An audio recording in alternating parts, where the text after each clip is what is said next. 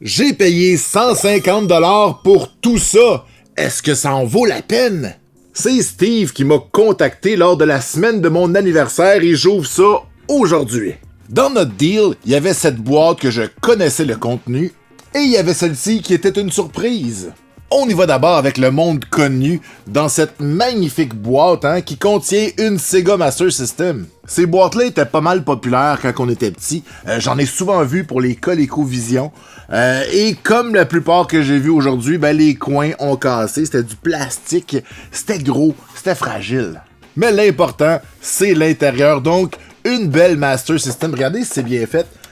Les 4 coins embarquaient. Il y avait un endroit à l'intérieur pour le Light Phaser, le gun. Ben oui, on se croirait dans un film du futur. Ça a l'air de lancer des lasers, pas des balles. Et il y a les manuels, même si ceux-ci sont pliés. Je vais mettre ça dans une encyclopédie pour les aplatir. Wow, printemps-été 1987. Vous étiez où, vous autres, en 1987? En tout cas, on n'était pas vieux. Et celui-ci, c'est surtout lui qui est plié. Et celui-ci. Bon. Hey, c'est pas si pire. Je suis sûr que tu mets ça là, dans un dictionnaire pis ça va être bien correct dans un an. Une semaine. Ajouté à tout ça, on a caché derrière une manette. Elle est ici. Donc, une manette de Master System. Elles deviennent de plus en plus rares. Surtout en Amérique du Nord, nous, c'était pas très populaire, la Master System. Il y a un jeu de Great Baseball. Il y a le Power Supply, excellent. Il n'y a pas le truc pour mettre dans le mur, donc le RF pour la télévision. Mais il y a... Oh, Wonder Boy.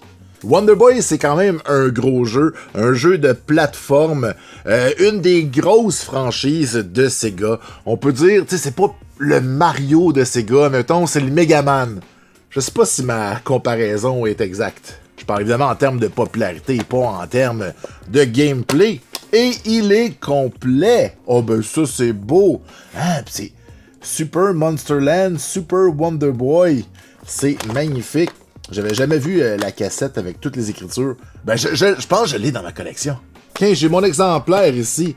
Ah, c'est bien ça que je pensais. Vous voyez à droite, moi, c'est écrit Wonder Boy in Monsterland, alors qu'à gauche, c'est Super Wonder Boy, Super Monsterland. C'est pour ça que j'avais l'impression de jamais avoir vu cette étiquette-là. Moi, j'ai la version européenne. On voit la différence à cause de toutes les langues qui sont inscrites à l'arrière, alors que l'autre est seulement en anglais. Et c'est un jeu qui a quand même une bonne valeur. Il vaut 50$ environ, complet en boîte dans cet état-là. Et pour le Sega Master System, avec ses papiers et ses accessoires, moins l'accessoire pour le brancher dans la télévision, on parle d'une centaine de dollars facilement. Donc, ça part très bien. Je sais pas où mettre les papiers. Donc, on n'a même pas encore ouvert la boîte à surprise. Et on est déjà dans notre argent. Mais c'était correct. C'était mon anniversaire. Allez, on ouvre la boîte maintenant. Oh, ben voyons donc. Ben là, Super Smash Bros. Melee, le meilleur. Wow. Un des meilleurs jeux sur GameCube. C'est la version Player's Choice. C'est excellent parce que je l'avais pas. Est-ce qu'il est complet? Ben oui, let's go! Et on va aller voir l'état des manuels. Oh, regardez-moi ça, il y a même le manuel de précaution concernant la santé et la sécurité et une petite pub. Une petite pub. Wow! Ok, c'est excellent. Ah oui, parce que moi j'avais celui-ci. C'est pas écrit Player's Choice. Nintendo avait tendance de ressortir leur jeu quand ils en vendaient un certain nombre d'exemplaires. Je crois de mémoire, c'est quand ils atteignaient 1 demi-million de ventes, ils ressortaient le jeu, ils écrivaient Player's Choice, puis ils le vendaient moins cher. Écrivez-moi dans les commentaires si je me trompe, mais il me semble que c'était ça. Puis c'est drôle, dans ma version, c'est déjà écrit quand même meilleur vendeur. YOLO, on y va. Meilleur des plus meilleurs. Et dans cet état, qui est quand même très adéquat, on parle d'un jeu à 80$. Donc, la tirelire explose. On passe au prochain jeu, les amis. Il s'agit de... Ah! Une boîte mystère ne serait pas une boîte mystère sans un Mario Duck Hunt. Ah ben là, on peut pas utiliser le zapper, le phaser de l'autre console. Il est pas en super bon état. Un Mario Duck Hunt, ça peut aller chercher dans les 10 à 12 $, mais dans cet état-là, c'est un jeu à 5 piastres. Ça va être pratique. On le nettoie un peu, puis quand je vais réparer une console, je vais pouvoir le mettre avec la console pour le donner à la personne. Comme ça, celle-ci pourra jouer à Mario Bros et tenter de tuer des canards.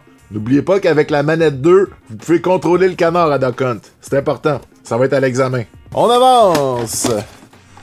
Ouh, Kirby's Adventure! Mais il n'est pas très beau.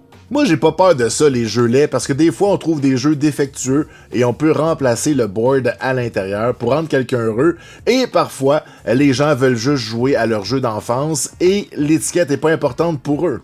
Kirby's Adventure, c'est un classique sur la NES qui peut aller chercher entre 45 et 50 $ facilement, mais dans cet état-là, il est pas très désirable, donc je pense qu'on aurait de la misère à en tirer une dizaine de dollars, s'il est fonctionnel.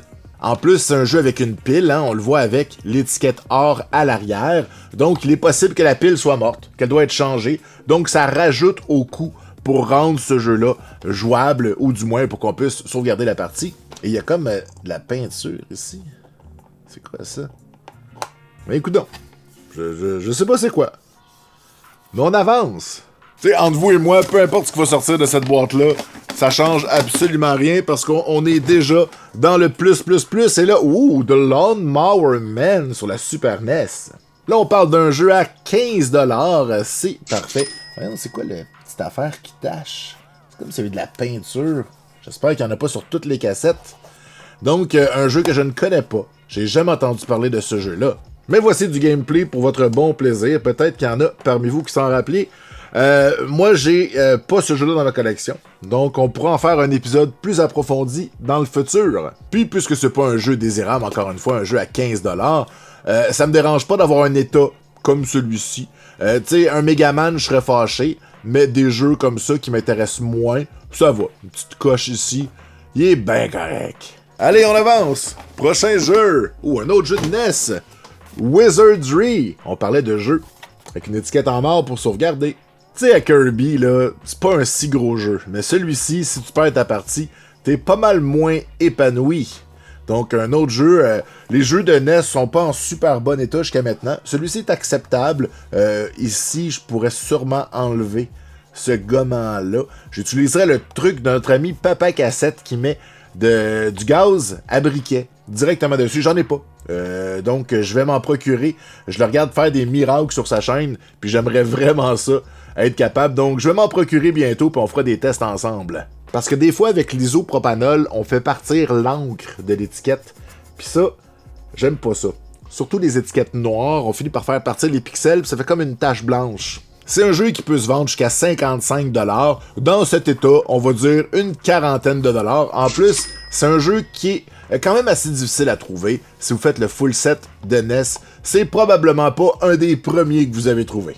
Mais est-ce que c'est le fun? Est-ce qu'on a du plaisir quand on joue à ce jeu-là? C'est pas mon jam, ce n'est pas ma confiture. Mais bon, ça prend des jeux pour tous les goûts. On avance! Je vais dire ça plusieurs fois dans la vidéo. Allô? Ah, Mike Tyson Punch-Out! Bon, avec une étiquette déchirée. S'il est fonctionnel, c'est pas dramatique. Mais là, vu qu'il y a quelque chose dedans, on va très certainement aller l'ouvrir. Ah, puis c'est la version canadienne. Même si l'étiquette est à moitié arrachée, j'arrive à le voir avec des bouts de français et le MD pour marque déposée. MD, marque déposée. Alors, on va aller regarder à l'intérieur. Qu'est-ce qui se passe? Pourquoi ça fait gling-gling? Je suis curieux. Il y a peut-être un rongeur. Il y a peut-être un castor. Un criquet. Il y a peut-être... je sais pas. Une chauve-souris. À force de jouer à des jeux vidéo, on voit des chauves-souris partout. Alors, qu'est-ce qui se passe ici? Qu'est-ce qui fait gling-gling? Ah, ben voilà. Une petite pin qui a lâché. Une pin qui était ici. Donc, c'est pas grave. C'est pas vraiment nécessaire. Je vais pas la recoller. C'est pour empêcher la cassette de s'écraser. Mais c'est super pas grave pour vrai. Et si on regarde le board... Oh, ça c'est sale. Bon, on va pas le nettoyer aujourd'hui, mais je vais peut-être en faire un bricolé, c'est sérieux, juste à lui seul. Peut-être qu'il est pas fonctionnel. Il semble y avoir des pistes qui sont peut-être brisées. Oh là là! Hey!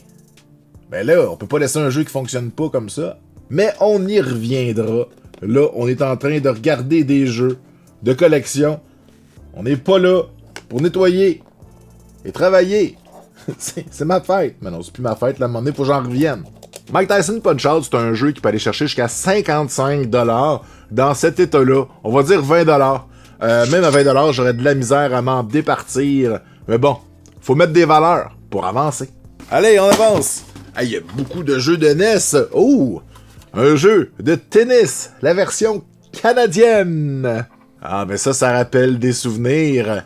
J'ai joué à ça quand j'étais petit. On salue Tupperware. C'est vraiment un collant de Tupperware, c'est excellent. Genre, je savais pas que ça existait. Ben, tu sais, c'est sûr, tout existe. Là-dedans, il y a du pâté chinois. Tu sais, c'est écrit content en anglais puis en français. Fait que tu sais, faut que tu mettes ton contenu dans la ligne du milieu si t'es francophone, puis dans la ligne d'en haut si t'es anglophone. C'est un peu niaiseux. En tout cas, je trouve. Et pendant qu'on regarde du gameplay, donc c'est la version 5 vis, mais la version canadienne. Donc, il est, selon moi, impossible qu'il y ait un adaptateur Famicom à l'intérieur. Au poids, je le sais. Donc, il n'y en aura pas. Ne vous inquiétez pas. Un jeu qui peut aller chercher 20$ aujourd'hui. On va y mettre une valeur de 15 parce qu'il n'est pas parfait. Donc, 15$. Allez. Prochain item, il s'agit... Wow. Il s'agit de... Hein? Un adaptateur Famicom. Ah, mais attendez. C'est l'inverse de ce qu'on a d'habitude. Donc, c'est un adaptateur pour jouer à des jeux nord-américains sur la Famicom. Hein? J'ai jamais vu ça. Nous, en Amérique du Nord, on n'a pas eu tous les jeux japonais. Donc, je comprends l'utilité de l'inverse. Mais celui-ci, il est plus rare. Je dirais pas que c'est la première fois que je le vois, mais j'en ai vu beaucoup moins. À titre d'exemple, j'ai ici Bébé Mario. Hein, Bébé Mario qu'on avait dans les marchés aux puces ou dans les clubs vidéo. Ça n'a rien à voir avec Bébé Mario. C'est Bio Miracle. Puis ils ont dit que c'était Bébé Mario juste pour nous le faire louer. Ça n'a pas rapport. Lui, c'est pas Mario, en tout cas. Et ça venait avec un adaptateur Famicom parce que normalement, le jeu de Famicom ne peut pas rentrer dans notre NES nord-américaine. Donc, on mettait ça et ça devenait une grosse cassette. Pour celle-ci, c'est l'inverse. Faut qu'on prenne un jeu de NES nord-américain et là, on peut le mettre dans la top loader, dans la machine japonaise, la Famicom. C'est incroyable! Hein? Toutes les excuses sont bonnes pour sortir mon Bébé Mario de Micro Genius. Mais bon, je dirais que ça vaut une vingtaine de dollars. J'ai pas trouvé ce modèle-là précisément. Ça a l'air quand même assez générique. Il n'y a pas de marque. Je sais pas à quel point c'est juste fait en Chine. Ah, j'avais pas vu l'autre bord. Europe version ou USA. OK. Mais là, faut que tu dézones ta console ou ça s'en occupe. Peut-être qu'à l'intérieur, les pins font en sorte que ça fonctionne un peu comme avec un Game Genie. À suivre, les amis. Je n'en sais rien. Bon, prochain jeu. Ouh! C'est peut-être plus ma fête, mais c'est encore Noël. Ben oui, Maman, j'ai raté l'avion 2, un film de Noël. Il est perdu à New York. Petite déchirure ici. Donc, pas un état incroyable pour ce jeu. On va se le dire, c'est pas un super bon jeu pour vrai. Les jeux de Maman, j'ai raté l'avion, c'est de la nostalgie. Le reste, c'est vraiment de la déception. Un jeu qui vaut une quinzaine de dollars, on va dire 10$. C'est bien rare qu'on peut acheter un jeu de NES en bas de 10$, à moins que ce soit un jeu de sport vraiment en mauvais état. Donc, je pense que c'est acceptable comme évaluation. On passera pas plus de temps que ça avec Macaulay Culkin, le fameux gars qui joue dans Fallout. Prochain jeu. Ouh! Road Runner. Mip, mip. Mais non, pas le Road Runner. Encore ça? C'est quoi? C'est un insecte qui a vomi du goudron. Mais voyons. Comment c'est pas... Ah! D'après moi, il y avait un gros collant de club vidéo. Puis là, ça a été enlevé. Puis là, le jeu a comme fait... 5 vis pour Road Runner. Un autre jeu qui vaut une vingtaine de dollars, mais on va y mettre 10$ de valeur parce que ben il est pas beau. C'est comme ça. Avec ça, j'ai joué sur PC. en appuyant sur la barre pour faire les trous. C'était l'enfer. C'est ça, hein, on faisait des trous. Je mélange tous des jeux. Il me semble que c'était ça. Quand même des beaux souvenirs avec cette série-là. J'ai le goût d'essayer d'en enlever un peu du goudron. Excusez-moi, ça me fatigue, là. C'est quoi? Mais c'est quoi? C'est quoi? Ok, ça part. Oui! Oh mon Dieu! Ça part pas si facilement que ça. Des heures de plaisir. N'oubliez pas de suivre la chaîne Twitch, twitch.tv/Jeux Sérieux, et la chaîne YouTube, Jeux Sérieux Live, pour me voir frotter des cassettes pendant des heures. Du ASMR gratuit, pour vous à la maison. Prochain jeu! Oh! Super C! C'est mon jeu d'épicerie préféré! Ouais, je pense que ma joke a pas super marché. Ah, mais voyons donc, qu'est-ce que c'est ça? On dirait qu'elle a la picote. J'espère que c'est pas contagieux, pis ça peut pas le donner à mes cassettes. T'imagines-tu que toutes mes cassettes deviennent avec la picote? Un excellent jeu de Konami. Bon, évidemment, Contra, le premier, est mon préféré, parce que j'ai joué toute mon enfance. Celui-ci, j'ai joué un peu plus vieux. Donc, un peu moins de nostalgie pour moi avec celui-ci. Puis on va se le dire, il est lettre. Il y a tellement de travail à faire dessus. Un super contrat, ça peut valoir entre 30 et 35 $. Dans cet état-là, on parle de 20 $ si il est fonctionnel, évidemment. Tous les prix que je mets depuis tantôt, je présume que les jeux sont fonctionnels. Évidemment, je vais pas les mettre dans un appareil avant de les avoir nettoyés. Puis entre vous et moi, c'est bien rare qu'on peut pas sauver un jeu de NES. C'est juste que des fois, faut travailler fort, des fois pendant des heures, pour sauver un jeu à 10$. Mais bon, c'est ça la passion de collectionner des jeux. On fait pas ça pour le profit, on fait ça pour sauver l'histoire, les vidéothèques des jeux vidéo. Ah, pis dites-moi pas qu'on peut les avoir sur émulateur, c'est pas pareil. Bon, pendant que j'étais fâché, j'ai pigé Mario Paint. Un Mario Paint déchiré, délavé, arraché, battu. Personne l'aime. La version canadienne. Ben, voyons donc. Hey, ça peut valoir une douzaine de dollars, mais dans cet état-là, 5$. 5$, c'est mon minimum pour une cassette. Qui fonctionne, évidemment. Je rappelle, je le dis plein de fois. J'ai pas grand-chose à ajouter, j'ai déjà ce jeu-là.